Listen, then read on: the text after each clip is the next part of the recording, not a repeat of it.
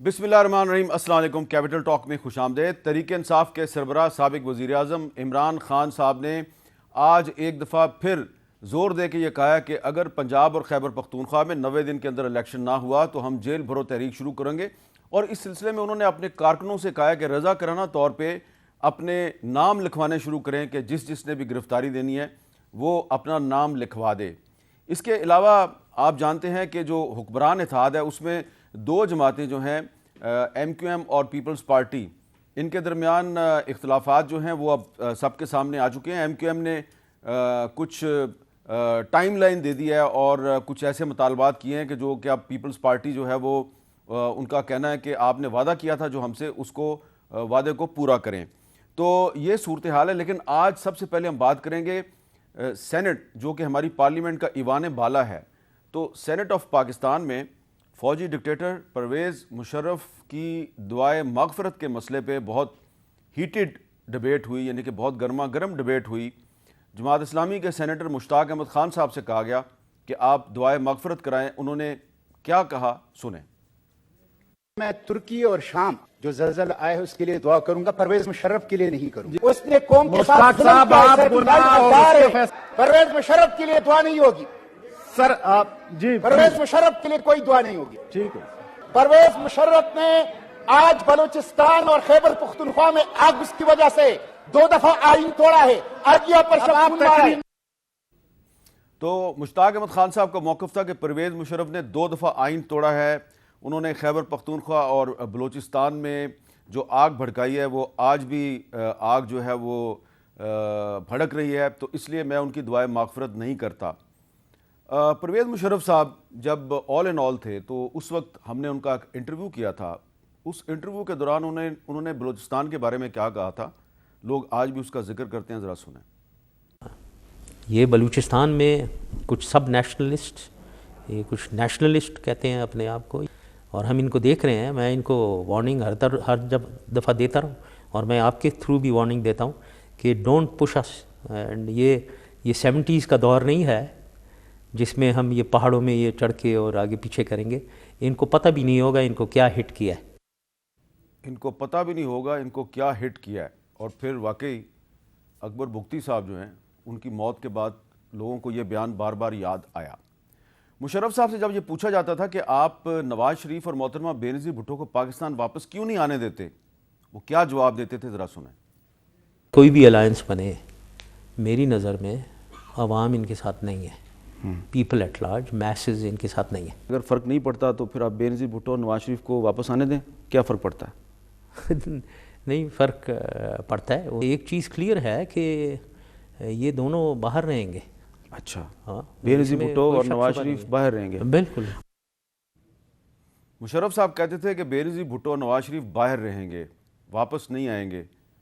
और फिर दोनों वापस भी आए, मोहतरमा बेनज़ीर भुट्टो भी वापस आई, नवाज शरीफ भी वापस आए, फिर दोबारा पाकिस्तान से बाहर चले गए। लेकिन अपनी ज़िंदगी की आखिरी सांस तक परवेज़ मुशर्रफ साहब पाकिस्तान से बाहर थे। हम ये क्लिप्स जो हैं वो आज नहीं चलाना चाहते थे और ना ही हम चलाते, लेकिन क्योंकि आज सेनेट ऑफ पाकिस्तान में डिबेट हुई और अब परवेज़ मुशर्रफ साहब की जो वफ़ात है उस पर पार्लियामेंट में डिबेट शुरू होगी, तो इसलिए हमने आपको बताया कि क्यों सेनेटर मुश्ताक अहमद खान ने उनकी दुआए मग़फ़िरत से इनकार किया। तहरीक इंसाफ की तरफ से ज़ोर दिया गया कि उनकी दुआए मग़फ़िरत होनी चाहिए, लेकिन बाकी जो जमातें थीं उन्होंने इनकार किया। क्या किसी शख्स के दुनिया से चले जाने के बाद इस बात पे बहस होनी चाहिए कि इसकी दुआए मग़फ़िरत कराई जाए या ना कराई जाए? क्योंकि ये बात हमारी पार्लियामेंट में हुई है, इसलिए ये हम सवाल आज अपने कुछ मेहमानों के सामने रखते हैं। हमारे साथ मौजूद हैं जनाब खुर्रम दस्तगीर खान साहब, वफाकी वज़ीर पेट्रोलियम, जनाब सैयद अमीनुल हक साहब, वफाकी वज़ीर बराए इंफॉर्मेशन टेक्नोलॉजी, और जनाब कमर ज़मान कारा साहब जो वज़ीर आज़म के मशीर बराए अमूर कश्मीर हैं। तीनों का ताल्लुक़ हुकूमत से है। खुर्रम दस्तगीर खान साहब, आज हुकूमत में शामिल जमातें जो हैं इंक्लूडिंग जमात इस्लामी, उन्होंने सेनेट में ये कहा कि जी परवेज़ मुशर्रफ की दुआए मग़फ़िरत नहीं होनी चाहिए। जब एक बंदा दुनिया से चला गया तो फिर ये पोजीशन क्यों ली गई? जी बिल्कुल, अगर कोई शख्स दुनिया से चला गया है तो फिर तो वो आखिरी जो काम उसका हो सकता था वो हो गया। तो दुआए मग़फ़िरत में मेरी ज़ाती राय में तो कोई हर्ज नहीं था अगर हो जाती, लेकिन ज़्यादा बहस इस पर होनी चाहिए थी कि परवेज़ मुशर्रफ की मीरास क्या है اور میراث ہے آئین شکنی، میراث ہے پاکستان کو دہشت گردی کی جنگ میں جھونکنا، میراث ہے بلوچستان میں جو لوگ تھے ان کے حقوق کو کچلنا، میراث یہ ہے کہ پاکستان کے آئین کو اور عدلیہ کو جس طریقے سے کچلا گیا، تشدد کے حوالے سے، نظر بندیوں کے حوالے سے، ان کے دفتروں سے باہر نکالے جانے کے حوالے سے، تو یہ ایک بہت ہی بھیانک اور اندھوناک میراث ہے جو پرویز مشرف نے چھوڑی ہے، اور وہ ہمیں بھولنا نہیں چاہیے۔ انگریزی میں کہتے ہیں forgive but do not forget۔ تو پاکستان کی تاریخ کا یہ ایک بڑا تاریخ طور تھا۔ ہمیں یہ بھی یاد رکھنا ہے ان کی میراث کے حوالے سے کہ جو دہشت گردی کا آغاز لال مسجد پر حملے سے ہوا، یہاں سے چند قدم دور ہے، اس نے پھر پورے پاکستان کو اپنی لپیٹ میں لیا، اور 80,000 سے زائد پاکستانی جو ہے اس کے کام آئے اس آگ کے۔ تو یہ ایک بہت ہمیں یہ ایک اس پہ تجزیہ ہونا چاہیے، اس پہ ہمیں غور کرنا چاہیے، اور یہ کہہ دینا کہ جی بس وہ ٹھیک ہے، وہ اب چلے گئے ہیں، ٹھیک ہے، جب انسان چلا گیا یہاں سے تو پھر وہ تو ہماری پہنچ سے باہر ہو گیا، لیکن پاکستان کے آئین کے ساتھ جو کھلواڑ ہوا، اور ایک دفعہ نہیں دو دفعہ ہوا، پاکستان میں صحافت کے ساتھ جو کھلواڑ ہوا، ہر قسم کی جو آئین شکنی ہو سکتی تھی وہ اس دور میں ہوئی۔ اس سے ہمیں سبق سیکھنا، اور سب ایک ایک ہی ہے، نیور اگین۔ اوکے، امین الحق صاحب، آپ سے بھی میرا یہی سوال ہے کہ جب کوئی شخص دنیا سے چلا جائے، خواہ وہ کتنا ہی برا کیوں نہ ہو، تو کیا اس بات پہ سیاستدانوں کو آپس میں بحث کرنی چاہیے، لڑنا چاہیے کہ اس کی دعائے مغفرت کرنی ہے یا نہیں کرنی؟ حامد میر صاحب بہت اچھا سوال کیا۔ میں خرم دستگیر کی پہلی بات کو بالکل سپورٹ کرتا ہوں کہ یس، جو شخص دنیا سے چلا گیا ہے اس کے لیے بالکل دعا کرانی چاہیے، ہر صورت میں کرانی چاہیے۔ شخص کے نگیٹو اور پازیٹیو پہلو دونوں ہوتے ہیں۔ جب انسان دنیا سے جا رہا ہوتا ہے تو میں سمجھتا ہوں کہ کیا ہونا چاہیے کہ اس کے پازیٹیو پہلو کو اجاگر کرنا چاہیے، عوام کو بتانا چاہیے، ان چیزوں کو ہائی لائٹ کرنا چاہیے۔ جہاں پرویز مشرف سے سیاسی اختلافات ہو سکتے ہیں، لیکن اگر دیکھا جائے تو انہوں نے کیا نعرہ دیا؟ سب سے پہلے پاکستان کا نعرہ انہوں نے دیا۔ پاکستان کے اندر اگر دیکھا جائے تو لوکل گورنمنٹ سسٹم کو ڈی سینٹرلائز کس نے کیا؟ It was the era of the Pervez Musharraf, کہ میں سمجھتا ہوں کہ آرٹیکل 148 پہ مکمل طور پر عمل درآمد ہوتا ہوا نظر آیا۔ ہم نے دیکھا ہے کہ باقاعدہ جیسے کہتے ہیں کہ لوکل گورنمنٹ سسٹم کو نیچے کی طرف لے کر گئے۔ اسی طریقے سے میں سمجھتا ہوں کہ کیا صورتحال رہی ہے آج جو لوگ منع کر رہے ہیں، بالخصوص جو جماعت اسلامی کے جو سینیٹر صاحب نے کیا، اب آپ مجھے بتائیں کہ حکیم محسود کے لیے اسمبلی میں انہوں نے دعا کرانے، ٹی ٹی پی اے کا رہنما تھا تحریک طالبان کا، اس کے لیے انہوں نے کہا اسمبلی میں دعا کرائی جائے۔ آپ پورے پاکستان کو پتہ، اور آپ کا ٹی وی چینل آپ خود اس کے وقت رپورٹنگ کیا کرتے تھے کہ جماعت اسلامی کے رہنماؤں کے گھروں سے القاعدہ برآمد ہوتے رہی۔ خالد شیخ صاحب ان کی اپنی ایک مثال موجود ہے۔ کور کمانڈر کراچی پہ جن لوگوں نے فائرنگ کی تھی وہ تمام لوگ کہاں سے برآمد ہوئے؟ جماعت اسلامی کے اراکین شورا کے اراکین کے گھروں سے برآمد ہوئے۔ تو میں سمجھتا ہوں کہ آج کے دن افہام و تفہیم ہونی چاہیے تھی، ایک دوسرے کو برداشت کا جذبہ پیدا کرنا چاہیے تھا، اور ہر صورت میں سینٹ کے اندر، اسمبلی کے اندر دعائیں کرانی چاہیے تھی۔ یس، میں آپ کو واضح طور پہ کہہ دوں کہ ایم کیو ایم پاکستان کے تمام سینئر اراکین جو کل یقیناً طور پر کیا نام ہے پرویز مشرف صاحب کے نماز جنازہ میں شریک ہوں گے۔ میں خود بھی وہاں پہ جاؤں گا، ان کے نماز جنازہ میں شریک ہوں گا، دعا مغفرت کروں گا، اور جو ان کی خدمات ہے پاکستان کے لیے، اس ملک کے لیے، میں سمجھتا ہوں کہ یقیناً اس کو ہائی لائٹ کرنے کی ضرورت ہے، اور ہمیں کنفرنٹیشن کی بجائے سیاسی افہام و تفہیم کا مظاہرہ کرتے ہوئے ایک دوسرے کو جذب کر کے آگے بڑھنا چاہیے۔ جی، قمر زمان کائرہ صاحب، کیا یہ جو آج سینٹ میں ایک ڈبیٹ نہیں ہوئی بلکہ بہت گرما گرمی ہوئی، شاؤٹنگ میچ ہوا، تو اس میں جماعت اسلامی اور پیپلز پارٹی ایک طرف تھی اور پی ٹی آئی جو ہے وہ دوسری طرف تھی، تو یہ تاثر نہیں ملا کہ جو حکمران اتحاد ہے اس میں کافی اختلافات، بہت سے ایشوز پہ اختلافات ہیں، جس میں کہ پرویز مشرف کی دعائے مغفرت بھی ایک ایشو بن گیا؟ میر صاحب، پرویز مشرف صاحب دنیا سے چلے گئے، جانے والے کے لیے دعا کون مانگنا چاہتا ہے کون نہیں مانگنا چاہتا، یہ اس کا انڈیویجول فیل ہونا چاہیے۔ اسمبلیوں کے اندر یہ ایک رواج ہے یا روایت ہے کہ پاکستان کے جو ممبران ہیں یا کوئی اہم واقعہ ہوتا ہے، ہمارے جو کوئی قومی ہیروز لیڈرز فوت ہوتے ہیں، تو جو غیر متنازع شخصیات ہوتی ہیں ان کے لیے دونوں ہاؤسز میں یا اسمبلیز کے اندر دعائیں کی جاتی ہیں، یہ ایک روایت ہے۔ اگر کسی پہ تنازع ہو جاتا ہے تو پھر افراد کا کام ہے، وہ انفرادی طور پہ دعا کر لیں، کریں، نہ کوئی نہیں کرتا نہ کرے، لیکن میرا خیال ہے دعا کرنے سے زیادہ عبرت کا نشان دیکھنا چاہیے. ہم سب کو عبرت حاصل کرنی چاہیے کہ یہ اقتدار، یہ طاقت، یہ عہدے، یہ بڑے عارضی ہوتے ہیں، یہ ختم ہو جانے ہوتے ہیں. اور جو یہ سوچ ہے کہ میں بڑا طاقتور ہوں، میرے طاقت میں، میرے قلم میں، میرے دماغ میں بڑا ذہین ہوں، انہیں ہم سب کو اس جنرل پرویز مشرف کے جو ان کا آخری گزرا ہے دور سارا، یہ قابل عبرت ہے. اس سے عبرت حاصل کرنی چاہیے. دعا سب کا انفرادی فعل ہے. اگر کسی پہ اتفاق رائے ہو تو اجتماعی دعا ہو سکتی ہے. باقی ان کے جو اقدامات ہیں اس کے اوپر پھر کسی وقت بات ہوئی تو ضرور کریں گے. ٹھیک ہے. اچھا، ایک شخص ایسا تھا کچھ عرصہ پہلے جب اس کا انتقال ہوا تو اس پہ کم و بیش پوری پاکستانی قوم کا اتفاق تھا کہ وہ ہمارا ہیرو ہے، اور ان کا نام تھا ڈاکٹر عبدالقدیر خان. لیکن ڈاکٹر عبدالقدیر خان صاحب جو ہیں ان کو بھی مشرف صاحب کے دور میں پاکستان کے سرکاری ٹی وی پہ لا کے ان سے ایک بیان پڑھوایا گیا تھا. تو اس بارے میں سابق وزیر اعظم میر ظفر اللہ خان جمالی صاحب نے ہمیں کیا بتایا تھا، ذرا سنیں. کیا یہ درست ہے کہ پرویز مشرف صاحب یہ چاہتے تھے کہ ڈاکٹر اے کیو خان کو امریکہ کے حوالے کر دیا جائے اور آپ اختلاف کر رہے تھے؟ جی ہاں، میں نے اختلاف ضرور کیا تھا اور پرابلم تھا. میرے خیال جو میں نے کہنا تھا میں پہلے کہہ چکا ہوں. لیکن یہ آپ نے نہیں بتایا کہ امریکہ سے جہاز بھی آ کے کھڑا تھا یہاں پہ جس میں اے کیو خان صاحب کو بھجوانا تھا، لیکن آپ نے روک دیا. اے کیو خان کو میں کیسے منظوری دے سکتا تھا؟ وہ سوال ہی پیدا نہیں ہوتا تھا.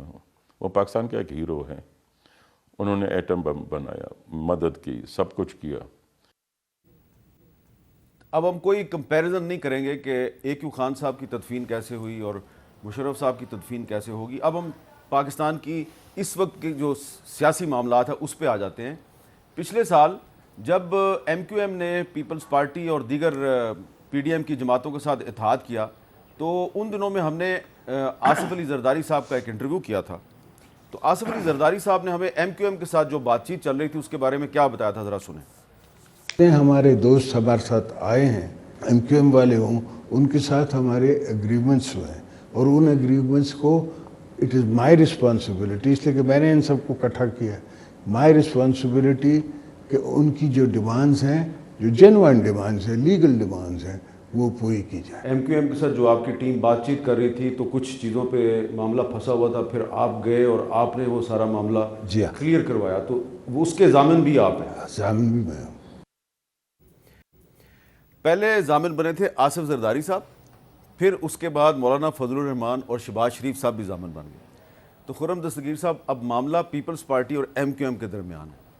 تو شہباز شریف صاحب اور مولانا فضل الرحمان اس صورتحال میں اے پی سی تو بلا رہے ہیں، لیکن کیا پہلے اس اے پی سی سے پہلے ایم کیو ایم اور پیپلز پارٹی کا تنازع طے نہیں ہونا چاہیے؟ جی ہونا چاہیے، اور میرے خیال میں ہو جائے گا. ابھی ہم پرویز مشرف کی بات کر رہے تھے. ایک اور سبق بھی ہے جو ہمیں یاد کرنا چاہیے. انہوں نے بڑی کوشش کی ملک کی جمہوری پارٹیوں کو ختم کرنے کی کہ ان کے لیڈر باہر بھیج دیں، ان کا کوئی نہ کچھ نہ بچے. لیکن آپ نے دیکھا کہ جمہور کو طاقت سے ختم نہیں کیا جا سکا. یہ بھی ایک سبق ہے آنے والے نوجوانوں کے لیے کہ جتنی مرضی آمریت ہو اور جتنی مرضی طریقے سے کچل دیں آپ میڈیا کو، عدلیہ کو، سیاسی جماعتوں کو، جس کی جمہور میں طاقت موجود ہے گراس روٹس کے اوپر، وہ بچے گا اور دوبارہ کھلے گا. جس طرح عمران خان کے دور میں سیاسی مخالفین کے علاوہ میڈیا کو کچلنے کی کوشش کی گئی اور وہ ناکام ہو گئے، اور اب ہمیں ویسی صورتحال اب نظر آتی ہے. اب تحریک انصاف کہتی ہے ہمیں کچلنے کی کوشش کی جا رہی ہے، کچھ میڈیا والے کہتے ہیں ہمیں کچلنے کی کوشش کی جا رہی ہے، وہ بھی ناکام ہو. جی ناکام ہوگی. میں آپ کو صاف کہہ رہا ہوں، اگر کہیں بھی کوئی غیر قانونی عمل ہوگا، اور یہ سبق ہے پاکستان کی تاریخ کا، وہ ناکام ہوگا. اگر کسی بھی جماعت کی عوام میں حقیقی سپورٹ ہے تو وہ قائم رہے گی، جیسے کہ ایم کیو ایم ہے. جس طرح ایم کیو ایم ہے. اچھا دیکھیں اب یہاں ہمیں یاد کرنا ہے کہ 11 مئی 2007 کو کراچی میں کیا ہوا. 12 مئی 2007 کو کراچی میں کیا ہوا.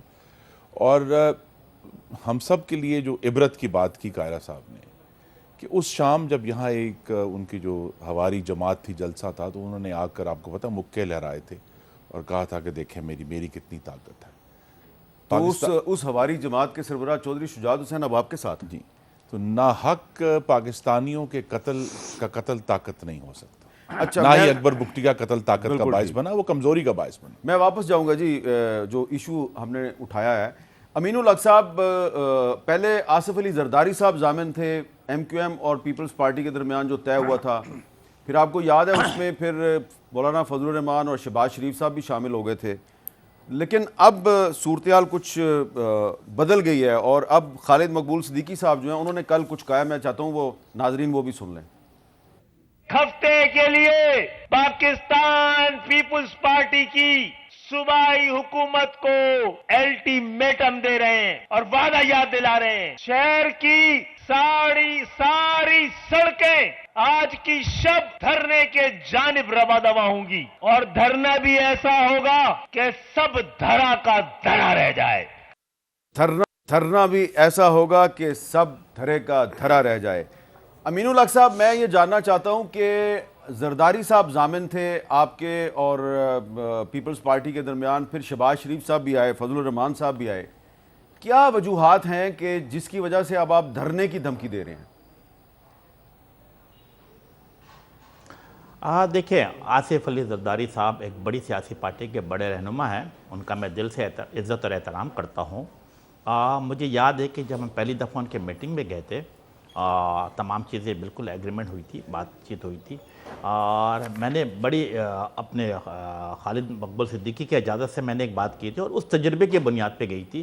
شاید آپ کے علم میں ہوگا کہ 1988 میں بھی کراچی ڈیکلیریشن میں پاکستان پیپلز پارٹی اور ایم کیو ایم نے سائن کیا تھا، اور اس کے ایک میں بھی سگنیچر موجود تھا، تو میں نے اس تجربے کے بنیاد پہ ان کے سامنے یہ بات رکھی تھی کہ ہمیشہ ٹاپ لیڈرشپ پاکستان پیپلز پارٹی ہمیشہ اپنے وعدوں کو یاد رکھتی ہے اور اس پہ عمل کرانا بھی چاہتی ہے، بٹ خرابی کہاں سے جنم لیتی ہے؟ جب وہ فیصلے نیچے کی طرف جب مڈ لیول کے اوپر جاتا ہے تو وہاں سے خرابیاں جنم لے رہی ہوتی ہیں، اور میں نے اس خدشے کا اظہار اس دن اس میٹنگ میں بھی کیا تھا، اور ہمیں ایسے ہی ہوتا نظر آ رہا ہے کہ ٹاپ لیڈرشپ کی طرف سے جو آرڈر ایشو ہوتا ہے وہ مڈ لیول کے اوپر کہیں نہ کہیں پہ خرابیاں جنم لیتی رہتی ہیں۔ ہو کیا رہا ہے؟ کیا آپ یہ دیکھیں کہ ایم کیو ایم پاکستان چونکہ ایک جمہوری سیاسی جماعت ہے تو جمہوری اصولوں کے مطابق چلتی ہے۔ جو صورتحال ڈی لمیٹیشن کے حوالے سے تھی، لوکل گورنمنٹ کے الیکشن جو 15 جنوری کو ہونا تھا، ہم نے کیا عرض کیا تھا؟ ہم نے عرض کیا تھا کہ اس کو پہلے ڈی لمیٹیشن کو مکمل کیا جائے، اس کے بعد انتخابات کا انعقاد کیا جائے، اور اس کے سلسلے ہم ہائی کورٹ بھی گئے، الیکشن کمیشن آف پاکستان کے پاس بھی گئے اور سپریم کورٹ آف پاکستان کے پاس گئے۔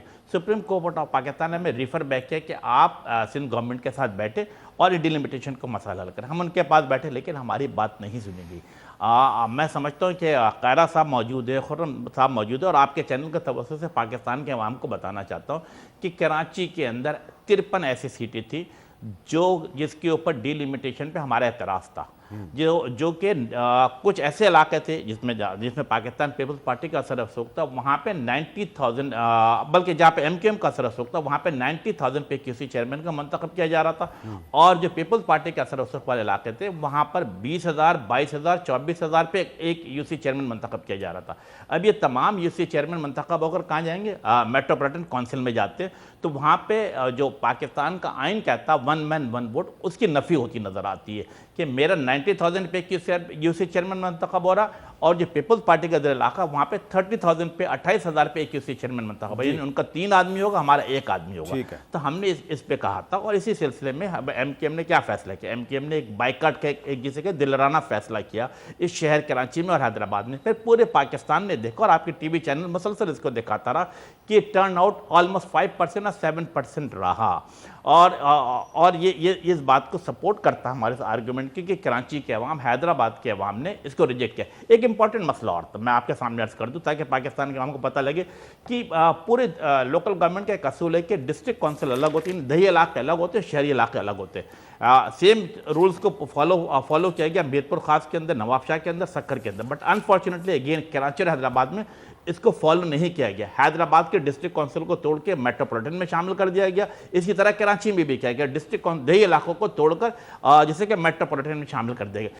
جیسے ان جو میٹروپولیٹن کا علاقہ تھا وہاں پہ پہلے ہی جسے کہتے ہیں کہ پری انجینئرنگ کر کے 25 اور 26 یو سی چیئرمین منتخب ہو گئے۔ سیم کنڈیشن حیدرآباد میں کیا گیا کہ ان کے 26 یو سی چیئرمین جو کہ ڈسٹرکٹ کونسل سے تعلق رکھتے تھے بلا مقابلہ منتخب ہو گئے۔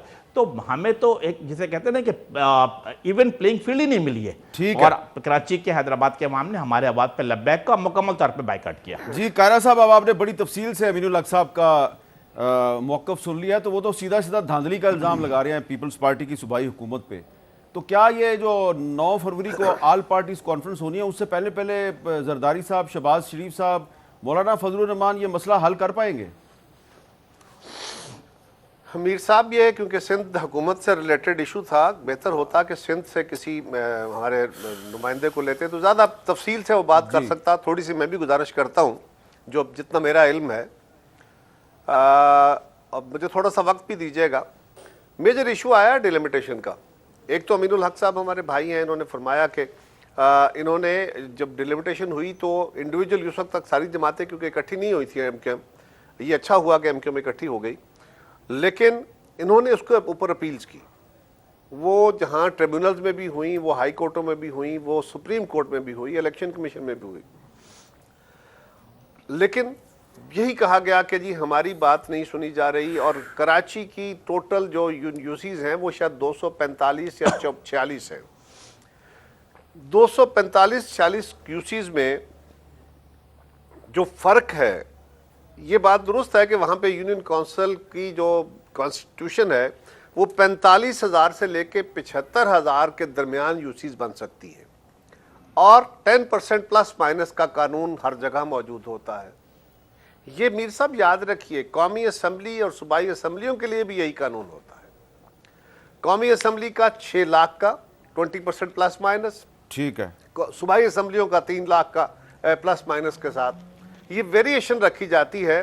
قومی اسمبلی کی کئی سیٹیں وہ ہیں جو 11-12 لاکھ پہ ہیں، اور کئی سیٹیں وہ ہیں جو 4 لاکھ پہ ہیں. تو یہ نہیں ہے کہ یونیفارمٹی ہوتی ہے، کئی جگہوں پہ کمپلشن آ جاتی ہے.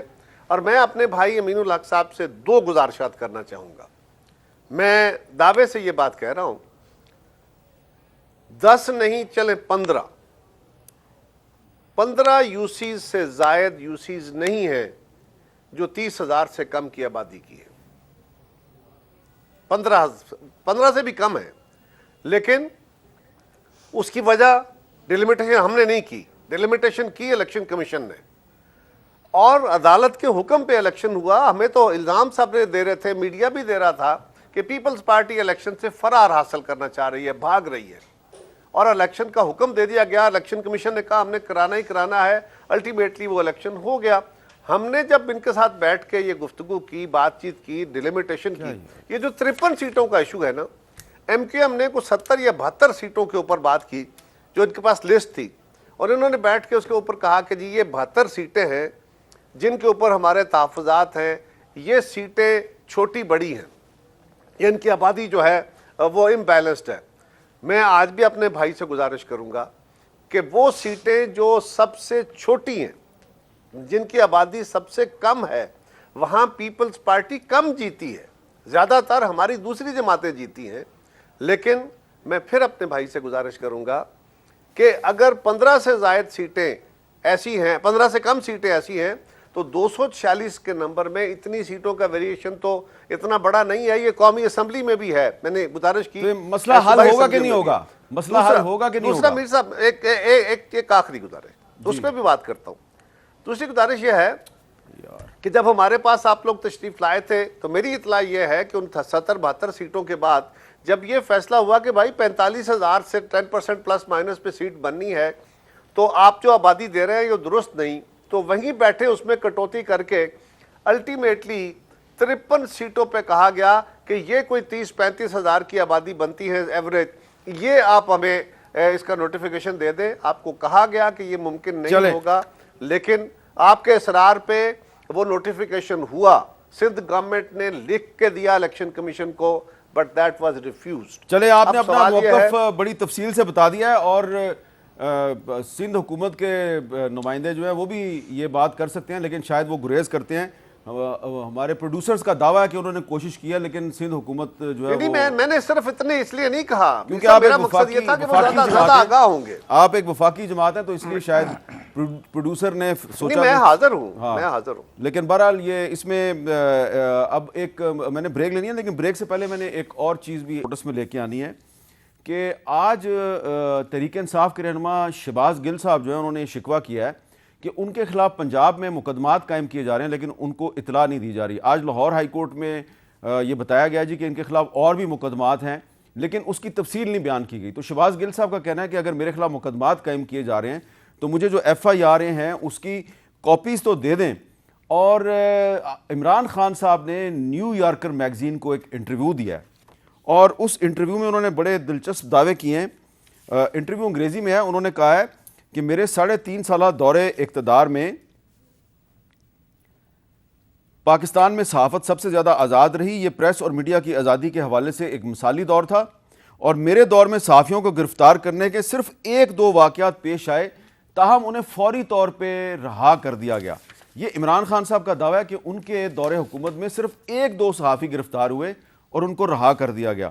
تو اب میں آپ کو ریکارڈ کی درستگی کے لیے کچھ نام بتا رہا ہوں. 12 سے زیادہ نام ہیں جن کو عمران خان صاحب کے 3.5 سالہ دور میں گرفتار کیا گیا.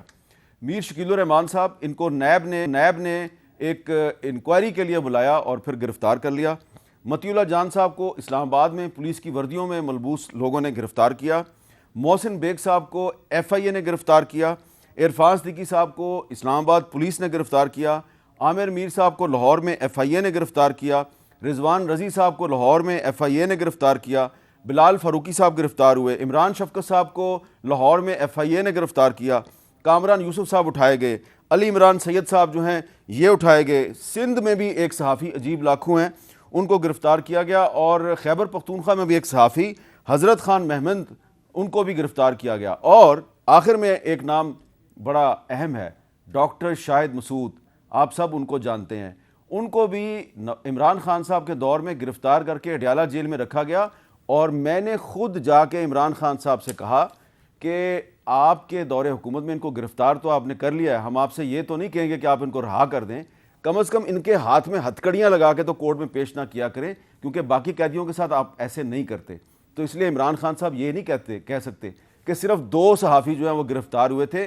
کم از کم 1 درجن صحافیوں کی لسٹ تو میں نے آپ کی خدمت میں پیش کر دیا ہے. تو گزارش صرف یہ ہے کہ عمران خان صاحب کے دور میں بھی صحافی گرفتار ہو رہے تھے, آج بھی گرفتار ہوتے ہیں, فرق ہمیں کوئی نظر نہیں آ رہا. ایک وقفے کے بعد دوبارہ ملتے ہیں.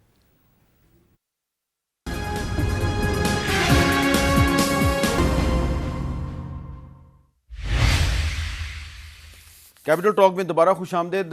آج فائنینشیل ٹائمز جو ہے, ایک برطانیہ کا بہت مشہور جریدہ ہے, اس نے ایک اداریہ لکھا ہے پاکستان از آن دا برنک, یعنی کہ پاکستان کی معیشت تباہی کے دہانے پہ ہے. اور وہ کہہ رہا ہے جی سری لنکا کے بعد پاکستان بھی ڈیفالٹ کے خطرے سے 2-4 ہے, اور عالمی اداروں نے اس کو ڈیفالٹ سے بچانے کے لیے کچھ اقدامات کا مشورہ دیا, اور پاکستان کے زر مبادلہ کے ذخائر $3.7 بلین سے بھی کم رہ گئے ہیں. یہ ایک بہت بڑی وارننگ ہے پاکستان کی معیشت کے لیے. تو اس پہ ہم بات کریں گے. خرم دستگیر صاحب جو ہیں وہ IMF کے ساتھ مذاکرات سے بھی واقف ہیں, کیا ہو رہا ہے. لیکن آج کچھ ایسی اطلاعات ہیں کہ جو آل پارٹیز کانفرنس 7 فروری کو بلائی جا رہی تھی, اب وہ 9 فروری کو بلائی جا رہی ہے. ڈیٹ میں تبدیلی کی گئی ہے. کیا اس کا تعلق IMF کے ساتھ مذاکرات سے ہے؟ یہ خرم صاحب کچھ ہمیں بتائیں. میر صاحب, لیکن آپ نے جو نام لیے وہ بڑے محترم نام ہے, لیکن اس میں کچھ لوگ رہ گئے جن پہ پابندیاں بھی لگی تھیں. جو سب سے بڑے آپ موجود ہیں یہاں, 9 مہینے آپ کے اوپر پابندی رہی, آپ نے اپنا نام نہیں لیا. نصرت جاوید پہ پابندی لگی, مرتضیٰ سولنگی پہ پابندی لگی, طلعت حسین پر پابندی لگی, متی اللہ جان پر پابندی لگی.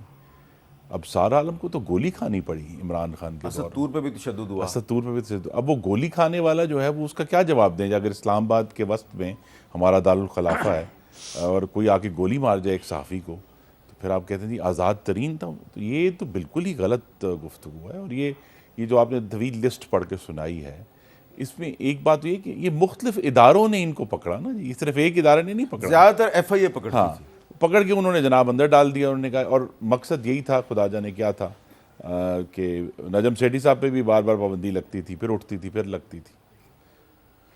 تو جس کا تعلق اس طریقے سے جو فائنینشیل ٹائمز نے لکھا ہے, پاکستان از آن دا برنک, صرف اکنامکلی نہیں, اب پولیٹیکلی اور کانسٹیٹیوشنلی آن دا برنک ہے, کہ 75 سال کے بعد, اور آج پرویز مشرف کا بھی جو ذکر ہوا ہے, یہ فیصلہ واضح ہو جانا چاہیے کہ آئین کے ابتدائی میں جو لکھا ہے کہ اللہ تعالیٰ کے بعد اقتدار اعلیٰ منتخب نمائندوں کے ہاتھ میں ہوگا. یہ فیصلہ اٹل ہونا چاہیے, کیونکہ ہم اس طرح نہیں چل سکتے پرویز مشرف کی طرح, جن کی وہ माओ जेडुंग ने कहा था ना, power grows out of barrel of a gun, कि उन्होंने बजौर ताकत कब्जा कर लिया और आइन को फाड़ कर फेंक दिया। चलिए अब ये चीज, हाँ, अब ये बताएं कि एपीसी की डेट क्यों बदली है? जी, मैं इसे हकीकत ये है कि मैं जो आजकल IMF से एंगेज्ड हूँ, तो मुझे नहीं पता कि सियासी फैसले क्यों चेंज किए गए, लेकिन ये कि IMF से मुआहदा अल्लाह ताला करम से काफ़ी करीब है और बहुत सारे इशूज़ पर इत्तेफाक हो गया है। और क्या ये दुरुस्त है कि IMF ने बहुत ज़्यादा ज़ोर से कहा है कि डिफेंस बजट कम करें? नहीं, उन्होंने ये नहीं कहा। ये बात गलत है। नहीं, ये बात दुरुस्त नहीं है। देखिए, उनका एक ही इसके ऊपर जो जोर है इस बात पर है, उनका कहना है कि आप अपना बजट कम करें। जी, मुझे कहा है कि तवानाई का डिवीज़न जो है वो अपने नुकसानात को कम करे, और ख़ास तौर पे मुल्क के शमाल में और मगरब में और जनूब में जो लॉसेस हैं हमारे बिजली के, उनको कम करें। उन्होंने बहुत दुरुस्त कहा। इसी वजह से मैं पिछले पूरे हफ्ते उनसे एंगेज हूँ। इशू यही है कि वो ये कहते हैं कि पाकिस्तान की जो मुआशी सूरत हाल है उसमें आपने अपना घर खुद दुरुस्त करना है, अपने महसूलात खुद बढ़ाने हैं, अपने नुकसानात खुद कम करने हैं। और ये हमें शायद बतौर एक कौम समझ नहीं आनी चाहिए कि जब से मगरबी ताकतें अफ़गानिस्तान से निकली हैं, पाकिस्तान की तरफ उनका जो रवैया है वो अक्सर तब्दील हो चुका है। वो अब उस तरह की हमें कोई रियायत देने के लिए तैयार नहीं, जिसका शायद हमें परवेज़ मुशर्रफ के दौर से नशा लगा हुआ था। ऑनेस्टली ये बात दुरुस्त है कि हमें कहीं ना कहीं से बेल आउट आ जाता था और हम आगे बढ़ते। अब बेल आउट नहीं आ रहा, तो हमें अपने जो जिन बैसाखियों की हमें आदत थी वो अब हमें अवेलेबल नहीं है। अपने पैर पर खड़ा होना पड़ा, तकलीफ़ हो रही है, लेकिन इंशाल्लाह आपके नाज़रीन को याद करा दूं कि जब 1998 में नवाज शरीफ ने एटम का धमाका किया, तब भी एक साल मुश्किल सूरत हाल थी, हम उससे गुजर गए, इससे भी गुजर जाएंगे इंशाल्लाह। अच्छा अमीनुल हक साहब, ये बताइए कि MQM जो APC बुलाई है वज़ीर आज़म ने 9 फरवरी को, आप उसमें शरीक होंगे? जी बिल्कुल, इसका दावतनामा MQM पाकिस्तान का मैसूल हुआ है और MQM पाकिस्तान एक पॉलिटिकल पार्टी होने के नाते बिल्कुल ऑल पार्टीज कॉन्फ्रेंस में लाजमी तौर पे शरीक होगी, अपना पॉइंट ऑफ व्यू भी रखेगी। हामिद मीर साहब, साथ साथ मैं अर्ज़ कर दूं कि यस आज़ादी सहाफ़त का मामला था। मैं समझता हूं कि आपका नाम खुद भी इसमें शामिल था, आपने गोली भी खाई है, आपने ऑफ ईयर भी रहे हैं और एक पूरी टीम रही है। फिर मीर शकील रहमान साहब का वाक़या सबके सामने था, लेकिन मैं समझता हूं कि एटलीस्ट आपको ये अप्रिशिएट करना चाहिए कि MQM पाकिस्तान पिछले हुकूमत के गवर्नमेंट में रहने के बावजूद आप तीनों हजरात जो यहाँ बैठे हैं, हमने इनके लिए गुफ्तगू की। मसलन मीर शकील रहमान को जब 34 साल मुकदमत पर गिरफ्तार किया गया तो MQM ने क्या कहा? मैं खुद वफाकी वज़ीर था, असेंबली में खड़ा हुआ, मैंने कहा कि 34 साल मुकदमे पर गिरफ्तार करना ज़्यादती है, मीर शकील रहमान के साथ इंसाफ किया जाए और इंसाफ होता हुआ नज़र आना चाहिए, ये अल्फाज कहे। मियाँ साहब की बात है तो फिर मैं समझता हूँ MQM वफाकी हुकूमत की हिस्सा थी, सियासी इख्तलाफात अपनी जगह हो सकती, लेकिन हम असेंबली में खड़ा हुआ, मैं खुद ज़ाती तौर पर क्या कहा कि बीमार शख्स के ऊपर सियासत ना की जाए, नवाज शरीफ को फौरी तौर पर बैरून मुल्क भेजा जाए, हमने मुतालबा रखा। इसी तरीके से जब आसिफ अली जरदारी साहब का प्रोटेक्शन ऑर्डर जारी नहीं हो रहा था, इट वाज गवर्नमेंट बेंच से इट वाज मैं पहला शख्स था जिसने उस रेजोल्यूशन पे साइन किया और असेंबली में खड़े होकर कहा कि आसिफ अली जरदारी साहब एक बड़ी पार्टी के बड़े सियासी रहनुमा, फौरी तौर पर इनका प्रोटेक्शन ऑर्डर जारी किया जाए।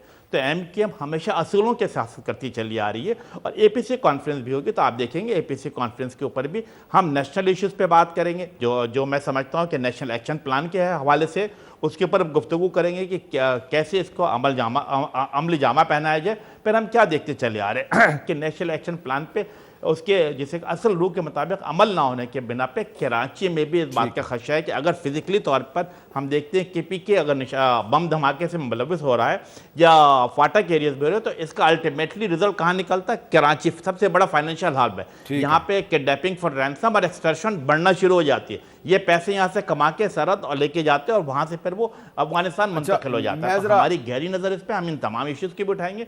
और हाँ, मैं आपकी बात की तौसीक करना चाहता हूँ कि आपने खुद ज़ाती तौर पे भी और आपकी जमात ने भी, जब आप इमरान खान साहब की काबीना में भी शामिल थे तो न सिर्फ इस्लामाबाद में बल्कि कराची में भी आपने बिल्कुल जो जिन मसाइल का हमें सामना था आपने हमारी हमायत भी की थी, हमारी मदद भी की थी, बल्कि जो एक PMDA का जो एक स्याह कानून लाया जा रहा था उसके ख़िलाफ़ हमारे एहतजाज में भी आके आपने हमारी हमायत की थी।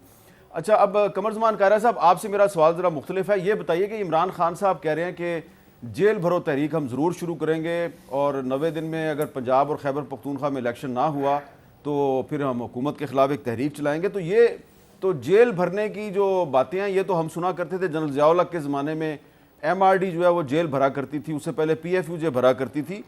تو اگر عمران خان صاحب کے لوگوں نے جیلیں بھرنی شروع کر دیں تو پھر حکومت کے لیے مشکل نہیں پیدا ہو جائے گی؟ حمید صاحب پہ احتجاج حکومتوں کے لیے کبھی بھی آسانی کا باعث تو نہیں ہوتے, اور اس کا کوئی جائز ریزن ہونی چاہیے. ان کو اپریہنشن ہے, میرا نہیں خیال کہ ایسی کوئی وجہ ہو سکتی ہے, الیکشن ٹائم پہ ہوں گے. لیکن خان صاحب جس فضا میں ہے اس وقت یا جس فیز میں ہے وہ ہر معاملے میں تصادم کی کیفیت بحال رکھنا چاہتے ہیں. کسی موقع پہ بھی چیزوں کو سٹریم لائن ہوتے ہوئے یا سسٹم کی طرف بہتری کی طرف آتے ہوئے نہیں دیکھنا چاہتے.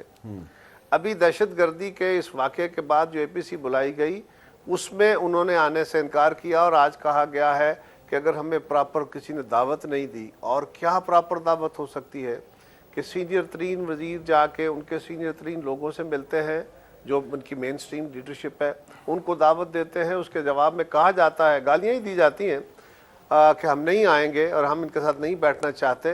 کس طرح خان صاحب بنیادی طور پہ ایک تصادم کی کیفیت میں ہیں. اگر وہ جیل بھرنا چاہتے ہیں تو یہ ضرور ذہن میں رکھیں کہ وہ 30 لاکھ لوگ لے کے جانے کا دعویٰ کر کے نکلے تھے لاہور سے, اور جب وہ پنڈی پہنچے تھے جہاں پہ وہ ڈسپرس ہوئے تو وہاں اتنے لاکھ کیا اتنے ہزار لوگ بھی نہیں تھے. تو ان کو یہ ذہن میں رکھنا چاہیے. باقی میرا خیال ہے یہ شوق بھی پورا کر ہی لے جو پہلے دھرنوں کا اور احتجاج کا اور سارا کچھ انہوں نے کیا. ہاں یہ بات درست ہے کہ حکومتوں کے لیے یہ آسانی کا باعث نہیں ہوتے, لیکن ہم نے اگر ان کے باقی جو ہیں وہ اٹکیلیاں برداشت کر لی ہیں یا ان سے گزر برا ہو پائے ہیں, اس سے بھی ہو لیں گے انشاءاللہ. اچھا جی, ایک وقفہ لیتے ہیں اور وقفے کے بعد ہماری کو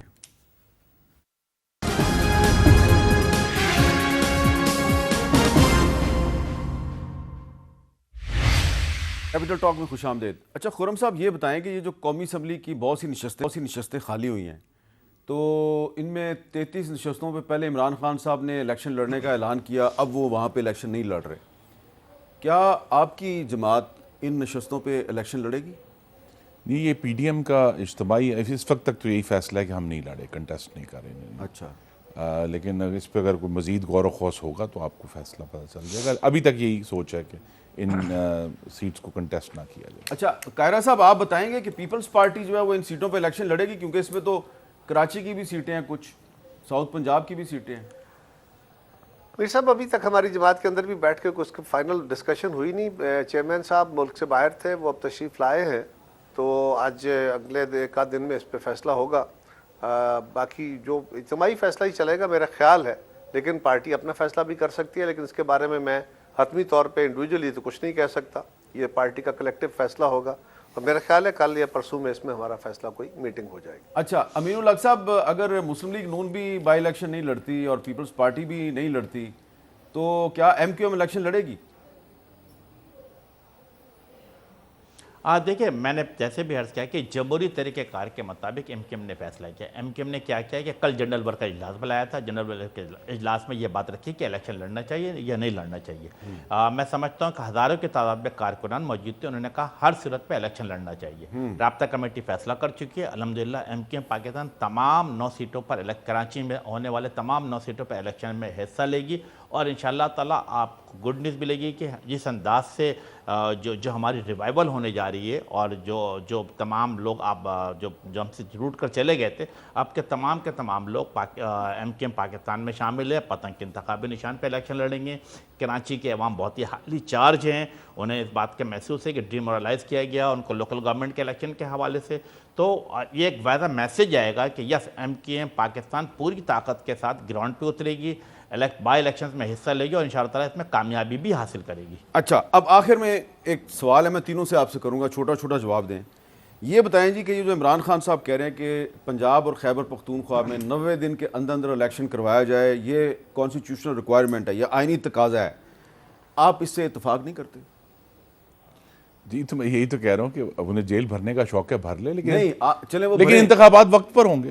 90 دن میں جو آئین کہتا ہے اس کے مطابق ہوں گے. پکی بات؟ بالکل ہوں گے, پکی بات. جی بالکل. ہی ہمیں آئین پر چلنا ہے. آپ کی ذاتی رائے ہے یا سرکاری پالیسی؟ جی نہیں, آج تک کی سرکاری پالیسی یہی ہے کہ انتخابات آئین کی دی گئی مدت 90 دن کے اندر ان صوبائی جو اسمبلی ہیں ان کے ہوں گے, اور ہم آگے چلیں گے انشاءاللہ. جی قائرہ صاحب، آپ کا کیا موقف ہے؟ پنجاب اور خیبر پختونخوا میں 90 دن میں الیکشن ہو جائیں گے؟ سر بالکل آئین اور قانون سے باہر نہیں جانا چاہیے. جو قانون اور آئین کہتا ہے اس کے دائرے میں رہ کے آگے بڑھنا چاہیے. اچھا امین الحق صاحب، آپ کا تعلق تو سندھ سے ہے، لیکن آپ رکن قومی اسمبلی ہیں، فیڈرل منسٹر ہیں، تو آپ کا کیا خیال ہے کہ پنجاب اور خیبر پختونخوا میں 90 دن کے اندر الیکشن ہو جانے چاہیے؟ Hamid Mir loud and clear, M Q M Pakistan آئین اور قانون کے دائرے میں رہ کر آگے چلنا چاہتی ہے. ہماری پوری خواہش ہے کہ 90 ڈیز میں نہ صرف وہاں الیکشن ہونے چاہیے، بلکہ ان دا مین ٹائم ہم یہ سمجھتے ہیں کہ جو قومی اسمبلی ہے، جو پارلیمنٹ ہے، اس کی بھی اپنی 5 سالہ مدت مکمل ہونی چاہیے اور اس کے بعد الیکشن کرایا جائے. اور جو election fair and free election ہونا چاہیے، عوام کے ووٹوں سے جو بھی منتخب ہو کر آتا ہے اقتدار اس کے حوالے کیا جائے.